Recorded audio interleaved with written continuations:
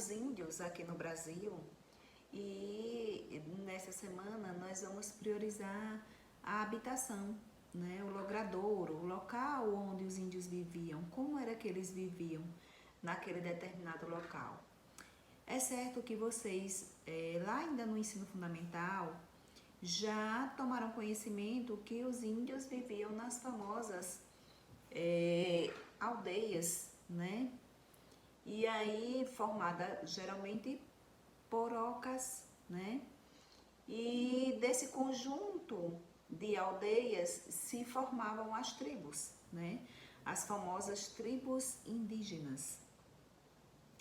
Tá bom, professora. E como eram essas tribos, né? Os índios viviam em determinado local, naquela tribo, vamos imaginar uma tribo de índios tupi-guaranis.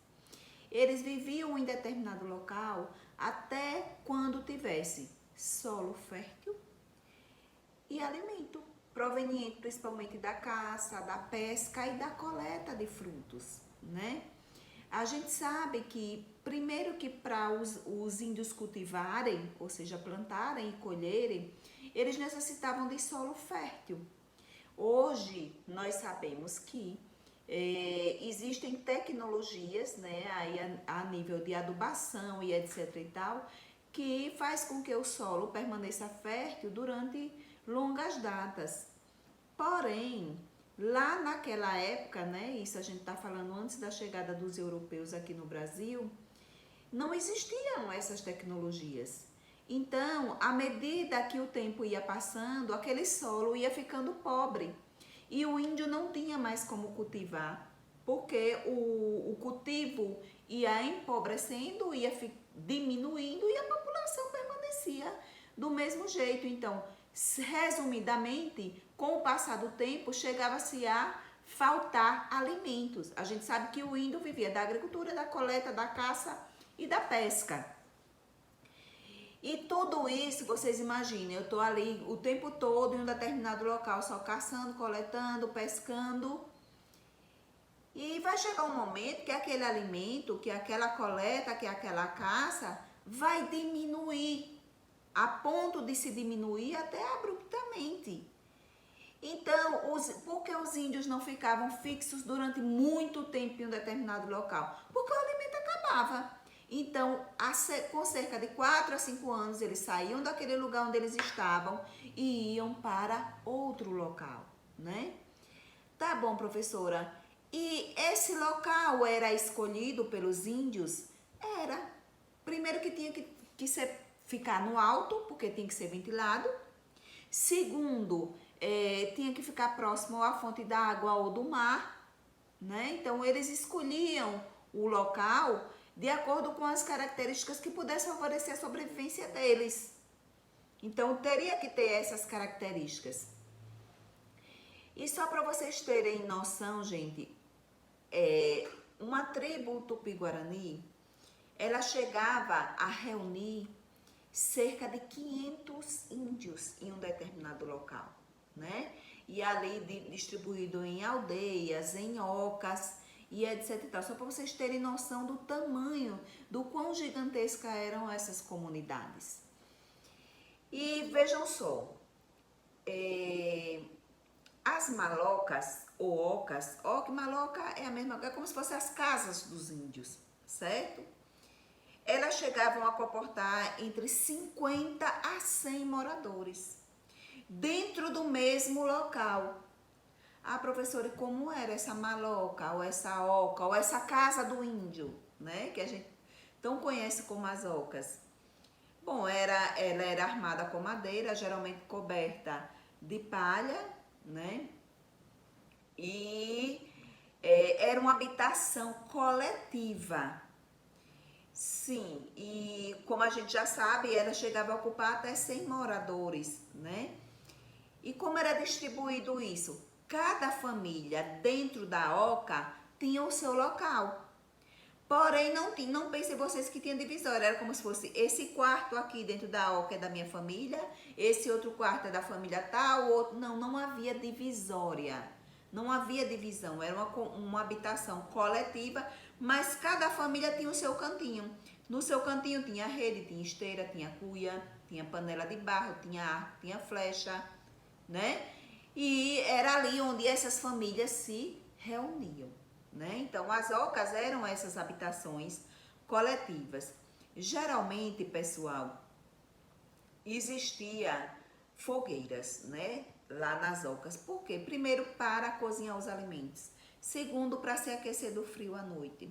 Terceiro, para espantar os insetos, né? Então, vejam aí a importância do fogo. Quando a gente estuda lá a pré-história, a gente atribui, dentre essas características que eu acabei de citar, da importância do fogo lá para os homens lá da pré-história. A mesma coisa aqui com relação aos índios antes da chegada dos europeus. Dentro das ocas eles utilizavam as fogueiras para cozimento de alimento, para se aquecer do frio e para espantar os insetos, ok? Uma outra coisa que chamou a atenção, inclusive, dos europeus foi o asseio, né, dos índios. Eles eram muito limpos, né, ao contrário do que se imagina. Os europeus ficavam assim admirados de ver quantas vezes os índios chegavam a tomar banho nas lagoas, enfim, nos rios, né, principalmente nos rios, e etc e tal. Eles tinham cuidado ao fazer suas necessidades fisiológicas, eles não faziam dentro das ocas, ou fazia na mata ou no mar, e sempre que se fazia necessidades fisiológicas, cobriam com areia, com folha. Então havia um asseio, havia uma higiene pessoal muito forte ali, ao contrário dos europeus, né? A gente sabe que muitos europeus vieram para cá repletos de piolhos, a gente sabe que os franceses têm a fama, né, de não serem muito bons de banho, por isso que se diz que os bons perfumes podem ser encontrados na Europa, justamente por conta disso. Mas os índios, sim, eles tinham uma higiene pessoal assídua, certo? Outra coisa que a gente precisa entender é de que forma eles comiam, quantas vezes comiam, como eram feitas as refeições. Primeiro ponto, que não tinha horário. Bateu a fome, o índio ia lá e comia. Então não tinha horário fixo. Ah, eu acordei, vou tomar meu café da manhã, às 10 horas eu vou fazer um lanche, meio-dia eu vou almoçar, à noite eu vou jantar. Não. Teve fome, comeu. A regra era essa, teve fome, comeu, independente do horário, de manhã, tarde, noite, madrugada, deu fome, comeu, né? Então a lei era essa. E geralmente essa alimentação ela poderia ser crua, né? Como a gente come uma banana, uma fruta crua, ou cozida, geralmente em potes de barro, né? Que eles mesmos produziam, obviamente. Ou assada, né? A fogo alto, né? Então a alimentação era baseada dentro dessas três perspectivas, crua, cozida ou assada.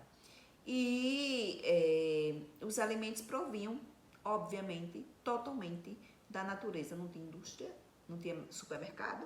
Então era o que eles caçassem, pescassem, coletassem, plantassem, colhessem, era o que eles comiam, tá bom? Mas uma outra coisa que é interessante é que os índios, eles bebiam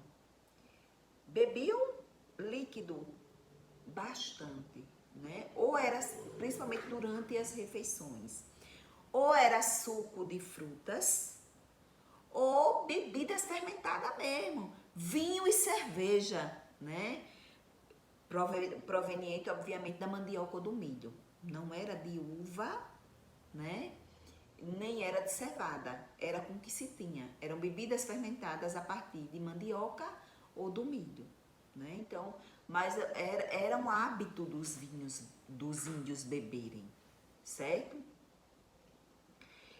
Uma outra coisa que marca a sociedade indígena, pessoal, ao contrário do que muitos pensam, porque quando se tem ideia de índio, só se tem ideia de guerra, de luta, né?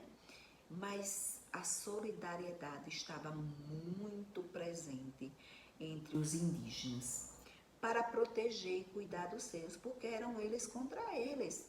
Eles viviam, eles sobreviviam praticamente dos recursos da natureza, e então eles entendiam que precisavam ser muito unidos, né? Só para vocês terem noção,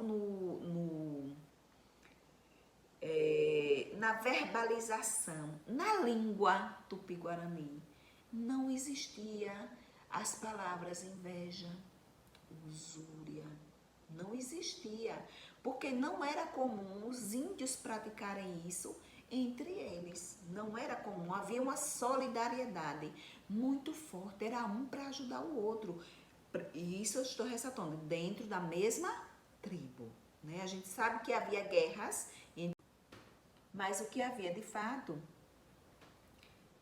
era essa solidariedade entre os índios, ok? Uma outra coisa que a gente precisa entender é que o respeito à palavra dada. Eu dei a palavra ao meu colega, a gente vê muito isso, essa falta de respeito em reuniões, em discussões. Quando a gente fala discussão, não é briga, né? Estamos discutindo um determinado assunto. E há uma falta de respeito. Quando o colega está falando, o outro intervém, né? Atrapalha a fala do colega. Entre os índios, não, olha. Se a palavra foi dada a fulano, só fulano pode falar naquele momento. Os outros só podiam se manifestar quando a palavra fosse dada a ele. Então, haviam essas regras, né? Essas regras de respeito mesmo. Se eu estou falando, é o meu momento, né? Então, eu preciso do respeito dos colegas, depois eles vão, obviamente, expor sua opinião, para que não atrapalhasse, para que não virasse bagunça. Então, havia tudo isso sim. Porém, gente, nem tudo são flores, né? A gente está aqui falando do lado bom, né, que existia, principalmente com relação a essa solidariedade entre os índios.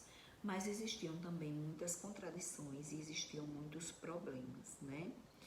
Uma dessas contradições, desses problemas, era a exploração que as mulheres sofriam, né? E a exploração que os jovens sofriam. As mulheres sofriam pelos homens e os jovens sofriam pelos adultos, principalmente com relação a trabalho, né? Então, eles precisavam trabalhar muito mais, eles eram explorados muito mais com relação a isso.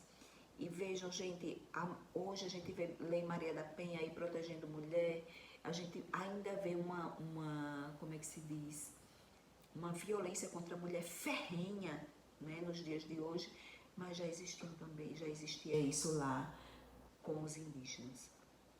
Como assim, professora? Os indígenas, na verdade, as mulheres, só para vocês terem noção, além de elas serem exploradas pelos homens, quando a mulher se tornava mais velha, né, entre aspas, os homens zombavam, né? Eles poderiam, inclusive, desprezar essa mulher, isso era autorizado entre os índios, né? Elas poderiam, inclusive, ser repudiadas pelos seus esposos. Não lhe quero mais, pronto, acabou. Então, são temáticas que a gente vê no nosso mundo atual, mas que já era bem marcante lá entre os índios. Uma outra coisa que há contradição é que se os índios eram tão harmônicos entre eles, né? Isso do ponto de vista da solidariedade, um para ajudar o outro, quando se via inimigo, minha gente, não havia solidariedade não, né? Eles eram realmente cruéis contra os seus inimigos, principalmente no caso de guerra, né? Eles eram totalmente impiedosos, certo, pessoal? Aqui a gente finaliza mais uma aulinha falando dos nossos índios e qualquer dúvida estou aqui à disposição de vocês, tá bom? Um forte abraço e até a semana que vem.